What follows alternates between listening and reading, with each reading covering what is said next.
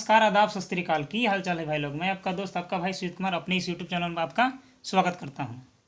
तो इस वीडियो में नागपुरी भाषा की उत्पत्ति के बारे में पढ़ेंगे दोस्तों। कल हम लोगों ने नागपुरी भाषा की नाम, उत्पत्ति इत्यादि के बारे में पढ़ लिया था। तो चलिए आज का वीडियो को स्टार्ट करते हैं। नागपुरी भाषा की उत्पत्ति, इसके उत्पत्ति पर विद्वानों का अलग अलग मत रहा है दोस्तों। ठीक है। सर जॉर्ज अब्राहम जो हैं, ग्रंथ the linguistic survey of India Bhojpuri से जन्मी, मतलब इन्होंने अपनी ग्रंथ में the linguistic survey of India में बोला है कि जो नागपुरी है वो भोजपुरी से जन्मी हुई है।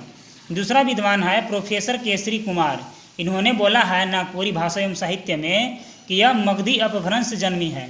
और तीसरा विद्वान है डॉक्टर श्रवण कुमार गोस्वामी, जो कि नागपुरी शिष्ट साहित्य में बोले हैं कि ये अर्धमगधी अपभ्रंश से जन्मी है। यानी कि दोस्तों नागपुरी भाषा की उत्पत्ति को लेकर के अलग अलग विद्वानों के अलग अलग मत रहे हैं। ठीक है। अब हम लोग जानेंगे नागपुरी साहित्य के भक्ति परंपरा के आधार पर कितने भागों में बांटा जाएगा। ठीक है।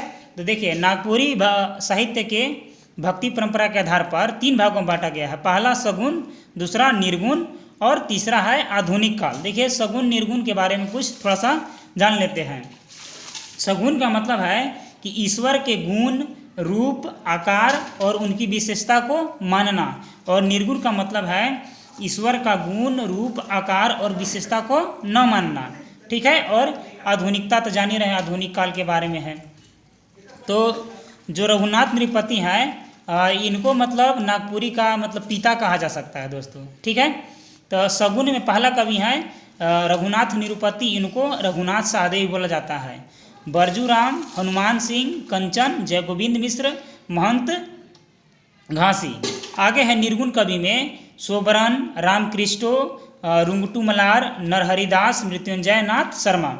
आधुनिक काल में प्रफुल्ल कुमार राय हैं, सहनी पाल हैं, शिव अवतार चौधरी हैं, डॉक्टर बीपी केसरी हैं और रामदयाल मुंडा हैं।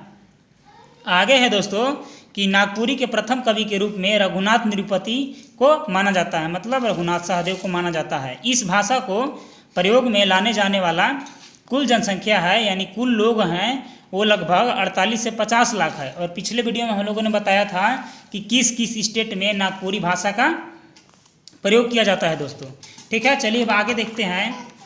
आगे है दोस्तों कि नागपुरी गद्य साहित्य का विकास 1900 ईस्वी के आसपास ईसाई धर्म प्रचारकों के द्वारा आरंभ हुआ। मतलब क्या है कि जब 1900 ईस्वी के आसपास ईसाई मिशनरी धर्म प्रचार के लिए जब आए थे, तो उसी समय नागपुरी भाषा का प्रचार में आरंभ हुआ। एच विटली ने 1896 ईस्वी में नागपुरी का प्रथम रचना notes on the Gamari dialect of Lohardaga Chhota Nagpur, जिसे नागपुरी में गद्य साहित्य का प्रारंभ माना जाता है। मतलब इस बुक को नागपुरी का गद्य साहित्य का प्रारंभ माना जाता है। एच विटली के द्वारा लिखा गया है 1896 ईस्वी में। नागपुरी भाषा का परिचय, अब देखिए, नागपुरी में 7 स्वर हैं दोस्तों और 28 व्यंजन है, मतलब ये हिंदी से टोटली डिफरेंट है। आगे है अधिकतम शब्दों के उच्चारण पर ह्रस्व दीर्घ में बदल जाता है और दीर्घ स्वर ह्रस्व स्वर में बदल जाता है। नागपुरी की व्यंजन में देखिए कि व्यंजन में क्या होते हैं, जो न है दोस्तों वो दंत में बदल जाता है, और जो तालब सा है वो धन स में बदल जाता है, और मूर्धन स को ख में बोला जाता है, संजोगिया छ को छ में, तरह को त और र में, गया को गेया बोला जाता है या लिखा जाता है। मतलब इन सब मीनिंग में नीचे वाला जाता है, मतलब चेंज करके उपयोग किया जाता है नागपुरी भाषा में। देखिए, हम लोग जैसे कि अल्पप्राण, महाप्राण, अघोष, सघोष के बारे में हिंदी व्याकरण के पार्ट में पढ़ लिया था। तो अगर आप नहीं पढ़े हैं तो आप हमारे चैनल के प्लेलिस्ट में जा करके और वहाँ से हिंदी व्याकरण में जाइए और ये सब पढ़ लीजिए। देखिए दोस्तों, अल्पप्राण जो ध्वनियाँ हैं वो किसी भी वर्ग के पहला और तीसरा वर्ण होता है, वो अल्पप्राण होता है। जैसे क और ग, च और ज, ट और ढ, त और द और प और ब। आगे है महाप्राण, मतलब महाप्राण में आता है किसी भी वर्ग के 2 और चौथा वर्ण, मतलब ख और घ। उसी प्रकार आगे है अघोष में आते हैं दोस्तों कि पहला वर्ण और दूसरा वर्ण, मतलब जैसे कि क और ख, च और छ। आगे इसी प्रकार देख लीजिएगा, इसको शॉर्ट में सिर्फ नंबरिंग किया गया है, आप पूर्ण रूप से लिख लीजिएगा और उसे अच्छे से याद कर लीजिएगा दोस्तों, क्योंकि 2 प्रश्न अघोष सघोष महाप्राण से आते हैं। आगे है सघोष। सघोष में तीसरा और चौथा वर्ण शामिल है, जैसे घ और घ, ठीक है, ज और झ इत्यादि। देखिए दोस्तों, जो स्वर होते हैं वो 7 होते हैं। अ है, आ है, छोटी ई, छोटी ऊ, ए है, ओ है और अंक है। व्यंजन कितने होते हैं दोस्तों? तो व्यंजन होते हैं 28 होते हैं नागपुरी में व्यंजन। तो व्यंजन आप लोग देख लीजिएगा, ठीक है। अब आगे देखिए, अनुनासिक जो ध्वनियाँ हैं वो अंग है, इया है, ठीक है, और मूर्धनि न है, दंत न है और म है। क वाला जो वर्ग है दोस्तों कंठ से बोला जाता है, च वाला वर्ग तालु से बोला जाता है, ट वाला वर्ग मूर्धन्य से बोला जाता है, त वाला वर्ग दंत से बोला जाता है, प वाला वर्ग होंठ से। मतलब ये हिंदी से मिलता है, बाकी सब डिफरेंट है। अब चलिए दोस्तों आगे है, आगे देख लेते हैं कि यह वर्ण से आरंभ जो शब्द होता है उसको में ई का इस्तेमाल होता है। जैसे यार, जैसे यार को बोलते हैं यार ना, यार यहाँ आइए ना, तो इसको बोलेंगे यार यहाँ आइए ना। अगर नागपुरी की जगह तो यार यहाँ आवा। आगे है याद, तो इसको बोलेंगे याद। मतलब ई का प्रयोग यह से पहले करते हैं। आगे है जाति। जाति का ऐसे लिखा जाता है कि जाइत, पाती का पाइत, चली का चईल, चार का चाइर, दाल का दाइल, रात का राइत। मतलब ये नागपुरी है तो थोड़ा सा है मिसमैच, लेकिन आसान ही है। बहुवचन में सर्वनाम के साथ मन लगा, मतलब मन जोड़ करके और उस वर्ड को बोला जाता है। जैसे कि रौरे मन ना, रौरे मन का मतलब हो गया आपका, तोहरे मन माने तुम्हारा, अपने मन माने हम, ऊ मन मतलब वे लोग, ई मन मतलब ये लोग।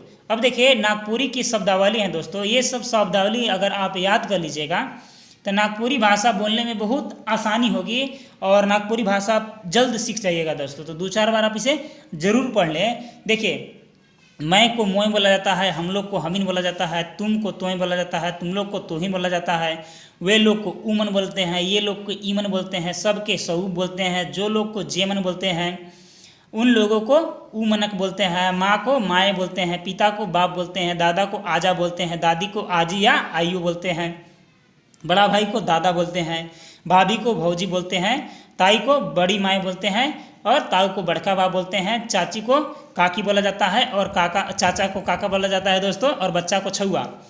मतलब अगर झारखंड के किसी भी गांव से अगर आप रिलेटेड सिचुएटेड है दोस्तों, तो आपको ये सब भाषा ज़्यादा आता होगा। मतलब थोड़ा बहुत दिक्कत हो रही होगी, लेकिन ज़्यादा भाषाएं आसानी से आपको आ रही होगी।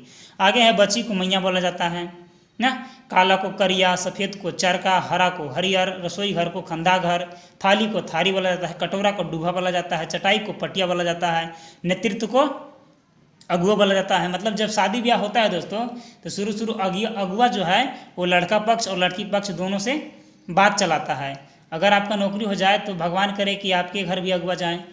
होली को फगुआ बोला जाता है, अच्छा को बेस बोला जाता है, खराब को बेकार बोला जाता है, सब्जी को तियन बोला जाता है, घड़ा को गगरी बोला जाता है, तोता को सुगा बोला जाता है, दरवाजा को केवाड़ी और दूरा बोलते हैं, खिड़की को जंगला बोलते हैं, चक्की जो बेलन चक्की होता है दोस्तों उसको बेलना पीढ़ा बोलते हैं, और रस्सी को डोरा बोलते हैं, और स्टूल को मचिया बोलते हैं दोस्तों। ठीक है, अब आगे कुछ और वर्ड देख लेते हैं। मतलब नागपुरी अभी तक आसान ही होगा दोस्तों, आपको इस रटना नहीं पड़ेगा, उम्मीद है यही। अमरूद को तमरस बोलते हैं, आम को अम्बा बोलते हैं, भिंडी को रमतरी बोलते हैं, तालाब को डोभा बोलते हैं, कुआं को कुइयाँ, नाई को नौवा, आप लोगों का को रवरिन कर, तुम लोगों का तोहिन कर, नर्तकी का नचनी, मजबूत का बरियार, गायक का गवैया। केला को दोस्तों केरा बोला जाता है, और कृष्ण पक्ष को अंधेरिया और शुक्ल पक्ष को अंजोरिया। बादल को बदरी बोला जाता है, कबूतर को परेवा, आपका को राउर, तुम्हारा को तोर, मेरा को हमर, गांव वाले को गवैया, सुबह का बिहान, कीचड़ का कादो बोला जाता है। मतलब आसान ही है दोस्तों, ट्राई कीजिएगा कि 1-2 बार कम से कम पढ़ ही ले, तो 1-2 बार पढ़ने से आपको आसानी से याद हो जाएगा। अगर आपको यह वीडियो अच्छा लगे तो आप हमारे चैनल को लाइक, सब्सक्राइब और शेयर जरूर करें दोस्तों। नागपुरी में मैं आशा करको हो कि यह वीडियो राउर मन के फ़ायदे लायक हो, तो ज़रूर इस वीडियो को शेयर कर भी और लाइक कर भी। आज के लिए इतना ही, तब तक के लिए धन्यवाद। अगले फिर मिलेंगे दूसरे लेक्चर में।